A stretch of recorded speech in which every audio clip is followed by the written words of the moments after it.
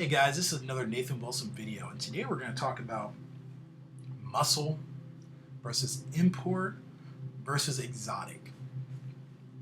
Now, those three camps obviously may bring out a side in you that's just like, oh, go muscle, or yeah, let's go rice burner, or dude, all those cars suck, and my Lamborghini is better than all of them.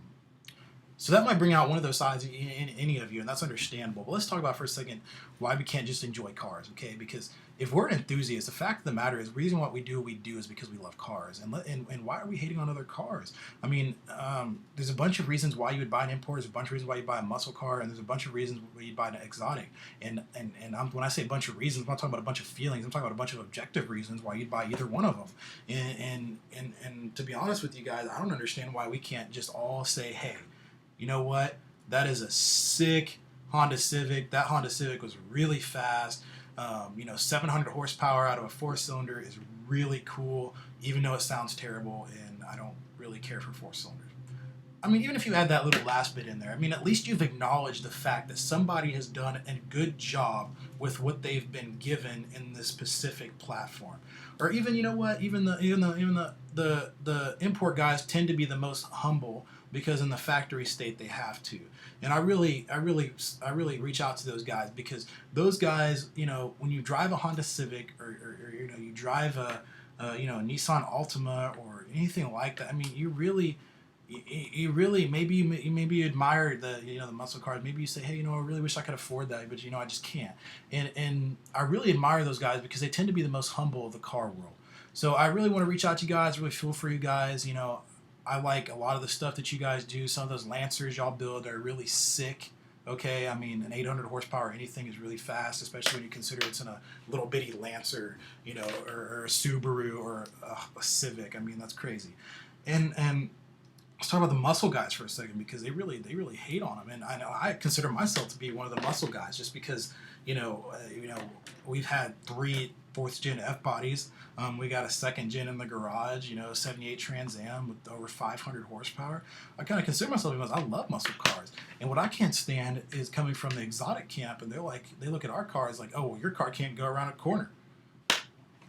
Really, that's interesting, because could have sworn the Z28 just kind of laid down a faster time than the GTR on the Nürburgring. That's kind of interesting that they don't go around corners. Or you know what? I find it kind of funny that the fact that my car may not go around the corner as fast as yours, but it catches you on the straight. That's kind of interesting, and it's kind of funny. So there's a lot of arguments as to why you have what you have, and I think moving up into the exotics. I don't consider myself to be an exotic guy simply because I don't have the budget for it. I mean, the most expensive car I've ever owned is a $70,000 550i, and I love that car. I defend that car to the moon. I love it.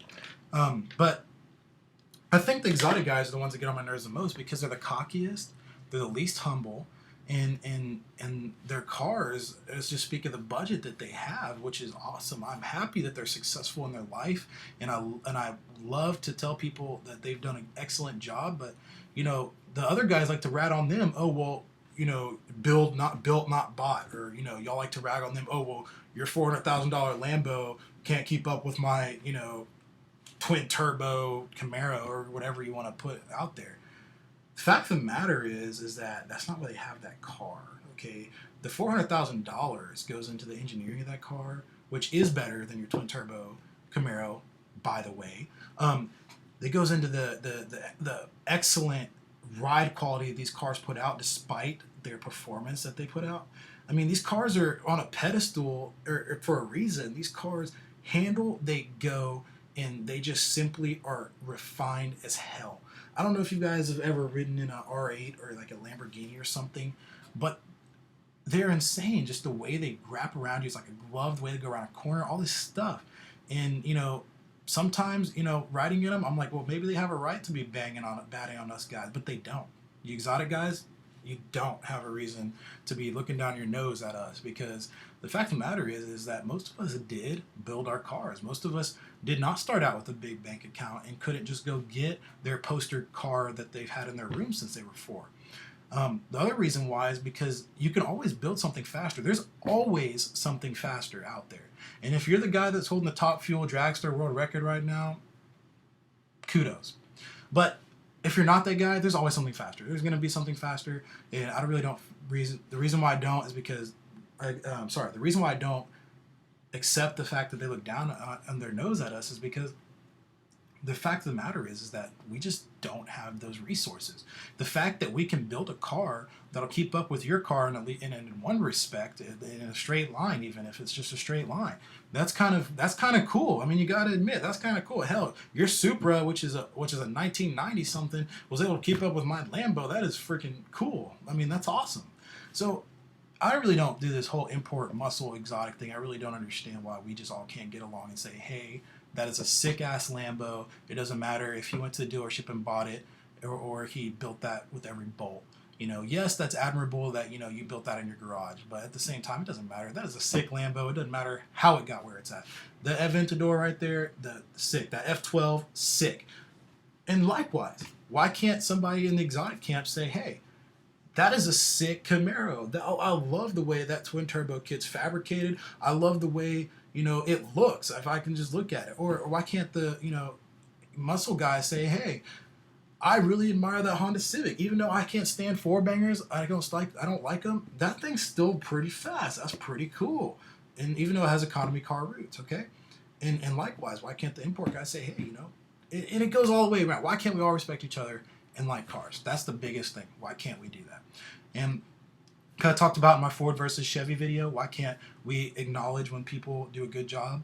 You know, like I said, if, you know, Broncos quarterback Peyton Manning can say good job to Andrew Luck, who, you know, replaced him in Indianapolis for his team outplaying his team. If he can say that, then why can't we say good job, you know, when the Honda Civic, you know, with 700 horsepower runs past our 400 horsepower Camaro or Mustang?